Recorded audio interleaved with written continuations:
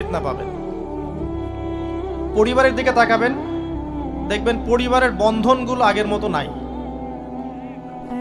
প্রচুর ডিভোর্স হচ্ছে, স্বামী স্ত্রীর বিচ্ছেদ প্রচুর বেড়ে গেছে।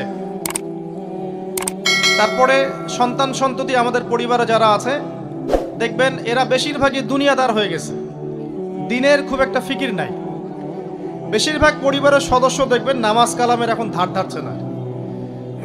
ম্যাক্সিমাম পরিবার থেকে আস্তে আস্তে পর্দাটা কিন্তু শিথিল হয়ে যাচ্ছে।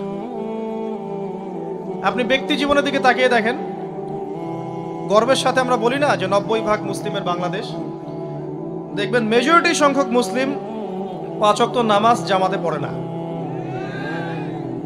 বেশিরভাগ মুসলিম দেখবেন আল কোরআন বিশুদ্ধ করে তেলাওয়াতও করতে পারে না।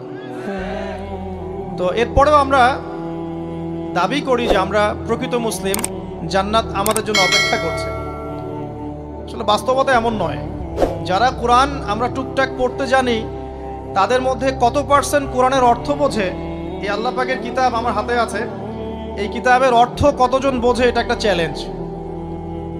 যারা কোরআন পড়তে জানি আমরা তাদের প্রতি চ্যালেঞ্জ, দেখেন তাদের মধ্যে কত পার্সেন্ট মানুষ কোরআনের অর্থ বলতে পারবে।